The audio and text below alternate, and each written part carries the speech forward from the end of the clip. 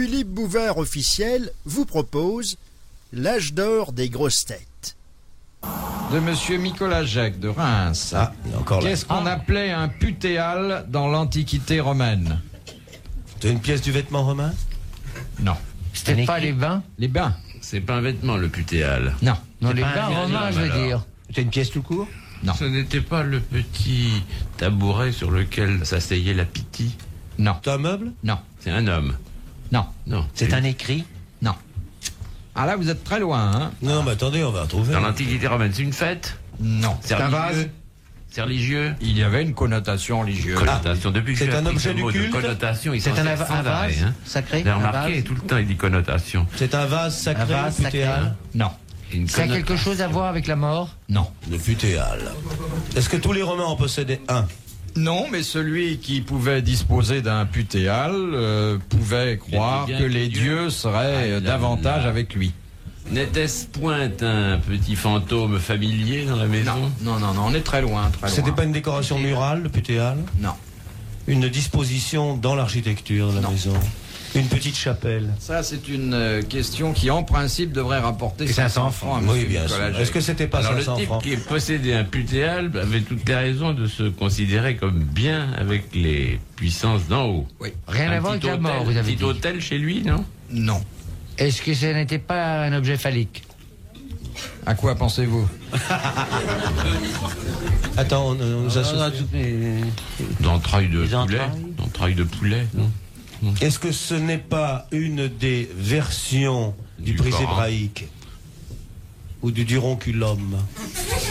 Est-ce Alors, qu'on ne peut comment pas dire que c'est que le putéal était un émerstiche dont la sous-base était symbiotomique avec un glanouseur à favouille sous-glissante monté sur un crapouilleur sous-vernissé par rapport à un pas électro-psychodermique qui broulardait les tribioles. Mais je savais pas. Je savais pas que je passais avec François Giroud. Est-ce que tu peux compléter? Il a quand même Est-ce que tu oublié, ne crois il a pas quand que même c'était oublié plutôt- le caillebotis dans sa description, hein? Non, j'ai pas Est-ce que ce n'est pas un fongulateur à soubassement thyséroïde? Bon, moi, cette femme me fait peur, je pars. Bon, c'est pas un livre religieux, non? Non. C'est pas ce qu'on appelait au Moyen-Âge en France la glouillette? Le mornard? Le glouptiche? Le calbouffio? La cinquron? Le gonflard? clapoteur. La merdouille? Le soupier? Vous avez plus de vocabulaire que de connaissances, monsieur Martin. Je suis désolé, demandez-moi l'explication de n'importe lequel de ces mots, je suis prêt à vous les fournir. Qu'est-ce que vous avez dit là? Glapouillard. Alors qu'est-ce que c'est? Qu'est-ce que c'est que le glapouillard? glapouillard? C'est presque un putéal, mais il y a une légère différence dans le glafouille. Ça, exactement. C'est-à-dire que le putéal le putéal D'adulte. d'adulte, hein. D'adulte. Le putéal d'adulte est ressemblable, alors que le glafouillard ne l'est pas. l'est pas C'est du tout. tout.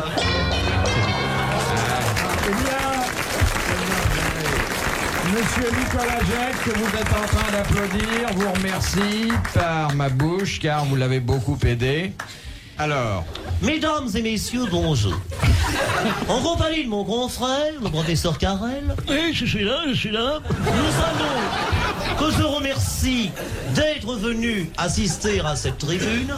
Nous allons, si vous le voulez ce soir, vous dire pourquoi on a un Bouvard aux hormones.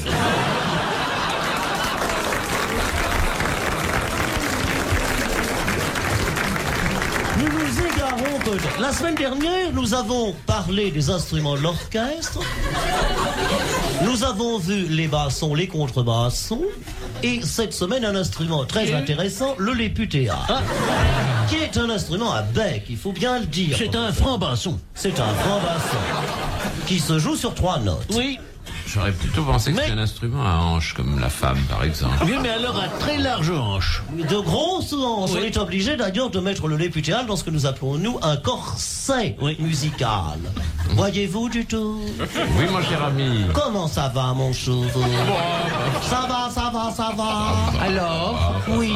cher monsieur Martin, étant donné, en tant que téléspectatrice, Eh ben, mes enfants, je vous que écoute. Allô, Mélie téléspectateur- Grégoire, oui. Vous êtes la sœur de Mélie Grégoire. Quel est votre problème? Le professeur Maignan vous répond. Oh, vous venez de me réveiller, moi, pardon. Il est quelle heure maintenant? Alors, la réponse que tout le monde attend est depuis près de 20 minutes. Le lait putéal? Mais non, c'est putéal. Le putéal est un oiseau futile et volage. Dès le mois de septembre, il pond ses œufs dans les nids des coucous. Puis, c'est le départ pour les côtes africaines. En effet, le putéal est un oiseau qui ne passe pas l'hiver. On le retrouve sur les côtes d'Afrique.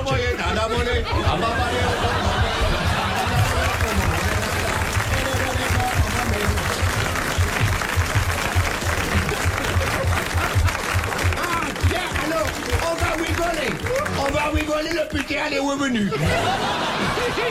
En effet, dès l'apparition du putéal, c'est fête dans les villages d'Afrique, c'est signe de reproduction. Le putéal habite généralement au sommet des huttes. Ah non, bah, dis donc, le putéal est revenu, il faut que je recommence à te faire un petit, c'est la saison. Puis le soir, c'est la traditionnelle fête africaine du putéal.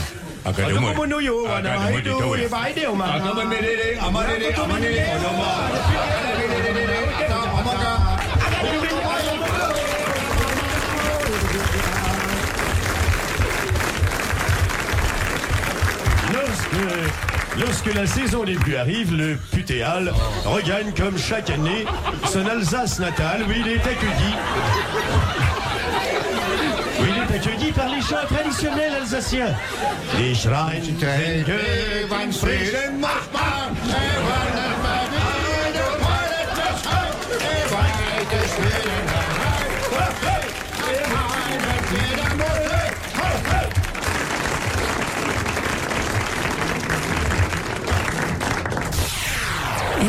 Les grosses têtes dans la nuit des temps jusqu'à 5 heures. Alors, voici donc la réponse. Vous croyez qu'on a encore le temps? Je croyais qu'ils avaient tout dit. La réponse que donne Monsieur Mikolajek de Reims. Là-bas, au conflin du désert. Perdu entre le Sahara et les forêts de Lubangui-Chari.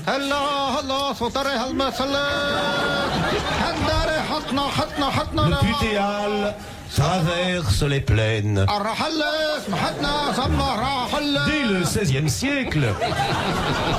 Dès le XVIe siècle, Abd al-Hubrat avait pensé à établir un barrage sur le putéal. Mais les crues incessantes du Nil qui venaient décharger son trop-plein. Alors, cette réponse, je vais vous la donner comme on me l'a transmise, simplement. Pour ce qu'elle vaut. Mais nous l'avons vérifié. Oui. Hans Karl Putéal, compositeur allemand de la période romantique, né à Dresden en 1714. À l'âge de 5 ans, il est l'élève de Brahms et il compose sa première sonate Und 20 Götter hau mich in Fluting.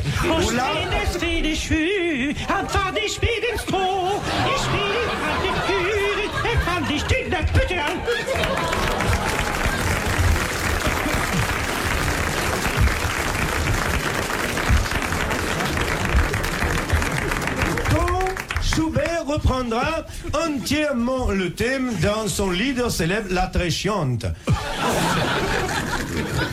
Le vrai putéal, je veux dire celui qui date de l'Antiquité romaine. Eh bien, c'était... Il est très facile de fabriquer chez soi. Vous l'ignorez pas, un putéal. En effet, avec 25 cm de bois de sicambre, oui, quelques clous, un marteau et de la colle, vous pouvez faire votre putéal vous-même.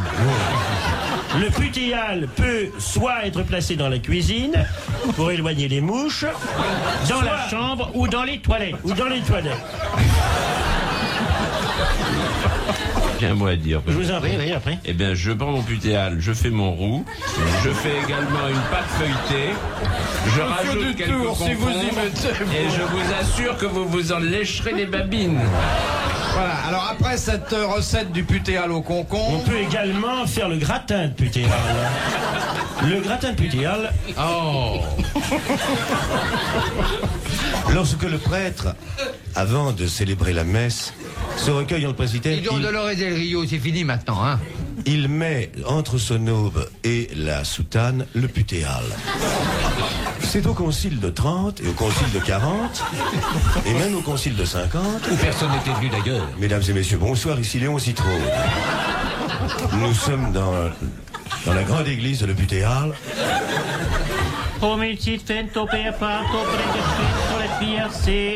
Monsieur Jacques Chirac vient d'arriver un quart d'heure avant de la République.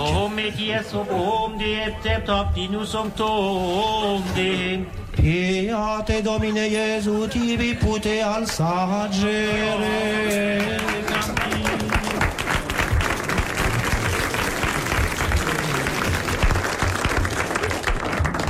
Alors, je me demande d'ailleurs si je dois vous dire ce que c'est. Oui, dites-le parce que vous allez être déçus. Je veux dire, c'est tellement mieux tout ce qu'on vous a dit.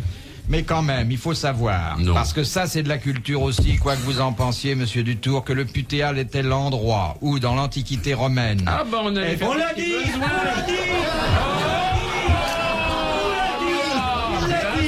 On est prié de fermer la porte du putéal. Eh oui, C'était l'endroit où était tombé la... Mais non, ne t'énerve pas, mon petit.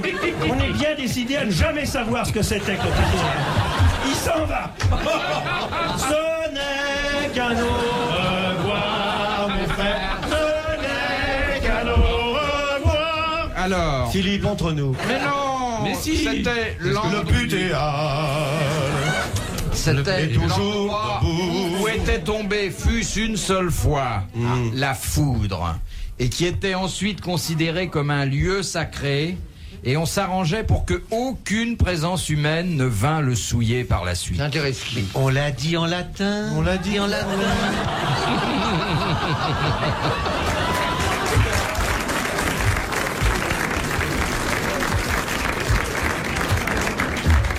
De Madame Lima, Du Pérou. de Vitry-sur-Seine. Non, du Péreux. Que fit Boris Goudounov pour accéder au trône? Réponse Il chantée. tua Démétrius, le faux Démétrius. Enfin, le tsar. Il a tué un copain, lui, qui était à sa place sur le Il a siège. tué Démétrius pour prendre sa place. Oui, et qui Oui. était Démétrius? Bah, Démétrius, c'était l'héritier. Voilà, il a tué l'héritier du trône.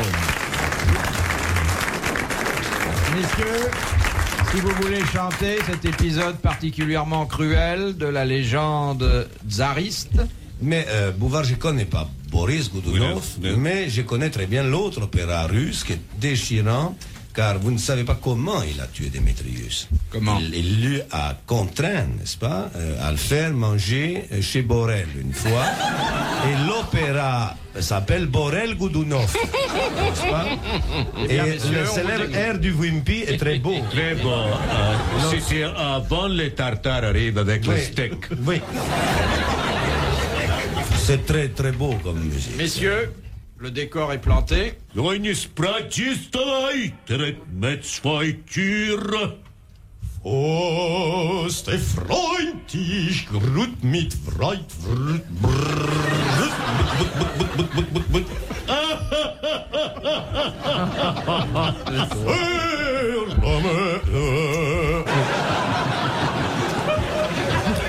De Madame le Prieur d'Agon-Coutainville, qu'appelait-on jusqu'au XVIIIe siècle la patibule? Est-ce que ce n'était pas le gibet? C'était le gibet. Bonne réponse de Jean Dutour. Très bonne réponse, mise admirablement en valeur par le silence des autres. Oui, mais... Parce qu'on n'a pas même le temps de répondre avec la culture de Jean Dutour. Vaut mieux répondre avec la vôtre. Je ne vous le fais pas dire. Allez, une autre belle question comme ça. Eh bien, Philosophique et profonde sous un air badin. attendez, une question profonde. Question de Monsieur Michaud, Qui habite Mons. Putéal en Belgique. Il faut savoir que Putéal est un petit village charmant. Que conseilla en 1960 Il et est pas très très sûr, hein. sérieusement et Non, non. par voie d'affiche le planning familial anglais aux dames qui ne voulaient pas avoir d'enfants? De ne pas Éteindre. de regarder la télévision. De dormir avec une petite culotte. Eh ben c'est pas loin. Vous voyez, hein, on dit des Dormir bêtises. avec un pantalon. Oui, mais alors quel était le conseil d'une façon plus générale? Bien Gardez fermé, vos culottes bien de golf, fermé. mademoiselle. Un pantalon bien fermé. Gardez vos collants. Non, Tant pis pour ce qui peut arriver. mais il s'agissait évidemment d'un conseil pratique, très précis. Simplement, faites pas l'amour. Non, mais non. Comment non, de quoi je me mêle? Je me mêle. Pour une fois que je m'occupe des bonnes femmes, non. Oui, c'est vrai. Demande pardon. Parce qu'elles ont un pantalon. Mais non plus qu'on les enlève. Ça y est, il a trouvé. Ne vous déshabillez pas. Si, déshabillez-vous. Dormez sous le matelas, il va pas vous trouver. Faites chambre à part. Mais non. Enfermez-vous dans les toilettes et chantez. Dites-lui, c'est moche, essaye avec quelqu'un d'autre. C'était un conseil vestimentaire, vous l'avez Gardez votre manteau de fourrure, comme ça, il dira, Dia, t'aurais pu te raser. Un conseil. On leur disait, pour vous coucher dans le lit conjugal, faites le lit en portefeuille. Et demandez la monnaie avant, parce qu'on sait jamais. Habillez-vous d'une certaine façon, mais c'est un conseil très simple. On se garde. Et effectivement, les statistiques ont montré par la suite que les femmes Habillez-vous en qui s'habillaient de cette façon avaient des espérances de maternité bien moindres que les autres qui continuaient à s'habiller d'une autre façon. Habillez-vous comme vous êtes habillés en général. Il est tellement moche que ça pyjama dégoûtera. pour les femmes, non? Voilà le pyjama pour les femmes à la place de la chemise de nuit. Bravo, monsieur Chazot. Il vous sera beaucoup pardonné pour cette bonne réponse-là. Dans la nuit des temps des grosses têtes, RTL, jusqu'à 5h. Dernière citation. Voilà. Monsieur Dutour, qui a tout remarqué, sait que je termine généralement par sur une citation, et comme vous allez changer le code. Oui. Mais arrête de parler comme un moulin. Moi, j'ai jamais parlé comme un moulin. C'est mademoiselle Davot, qui habite Paris dans le 18e, qui vous la soumet, cette citation. Il faut arrêter parce qu'on m'attend à 8h pour manger, là. Qui a dit de Jules Renard: Jules Renard, c'est un mot passant de poche. Ah, c'est joli. Alphonse Allais? Non. Capu, qu'il connaissait bien. Lucien Guitry. Non. Gide. Non. Est-ce que ce ne serait pas Tristan Bernard? Bien sûr. Léoto? Léoto? Non. Tristan Bernard? Non. C'est un homme d'esprit qui a dit ça. Ah oui. Ah ouais. Oh, il en avait autant que Jules Renard, c'est pas peu dire. Il en a plus. Il est parti. Courteline? Non. Pagnol? La biche? Non. Le daim? L'encorné? Le bouc, l'éléphant? C'était un seul ou deux? Oh, vous. Non, ça peut pas être les Non, Goncourt. tout de suite. Vous savez, quand on fait de la Ça peut critique pas être les littéraire, Goncourt. on est tout seul, hein. Mais ça peut pas être les Goncourt. Non. La critique. Il faisait Jules aussi de la critique. Jules Lemaître? Non. Francisque Sarcey? Sarcisque français. Les gros genoux? Aurélien Scholl, me souffle-t-on? Non. Aurélien Scholl une fois, Aurélien Scholl deux fois. J'ai une offre pour Rémi de Gourmont. Rémi de Gourmont une fois. Bourget quand même. Rémi de Gourmont deux fois. Non, j'ai pas de client. Erckmann Chatrian à gauche, là. Non, mais ça ne marche pas. Francis de Croisset? Non. Francis de Croissant. Maurice Brioche. Jean-Sébastien Tarte. Robert de Flers. Caillavet. Émilie Pednon. Marcel Proust. Quand on a dit Pednon, on a dit Proust, c'est joué. Rien ne va plus. Rien ne va plus, attention, à gauche, on Faites attend. vos jeux, faites vos jeux. Faites vos jeux, faites vos jeux, un humoriste. Jarry. Non. Jarreau. Il a vécu encore, là, il vit encore cet homme-là? Ah non. Il a vécu encore. Comment j'y parle, l'académicien? Il a vécu encore, ce mec-là? De l'Académie française? Comment que c'est-il qui s'appelait ici, Tipiti? Comment que c'est-il, Boris Donnet. Non. Lucien Guitry? Lucien Bonneau. Marcel Aimé. Non. Bon, pas c'est nu moche. Marcel Rochas. Non. Ludovic Halévy. Non. Lucien Descaves. Non. Weber? Non. C'est pas un des Weber? Non. C'est un Léon Blum.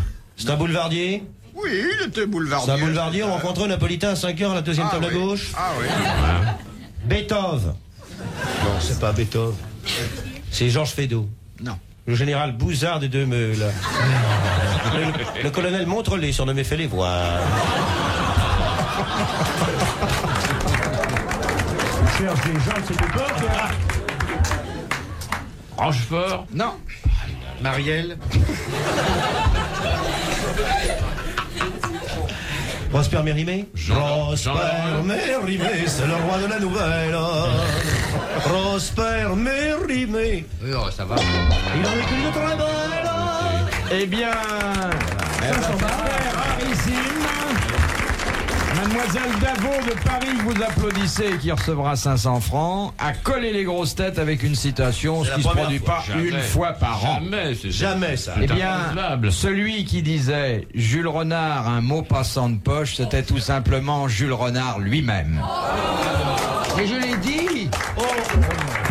Mais je l'ai dit. Mais enfin, je l'ai dit. C'est pas fort. Je suis ravi que cette dame ait gagné, mais j'ai dit Jules Renard. Mais parce que vous n'avez pas compris la question. Il a fait les gestes. C'est la radio, ça compte pas. Mais je vais vous dire. Eh bien, bravo, merci et à la prochaine fois. Pour assister au Philippe Bouvard officiel vous remercie de votre fidélité et vous invite à vous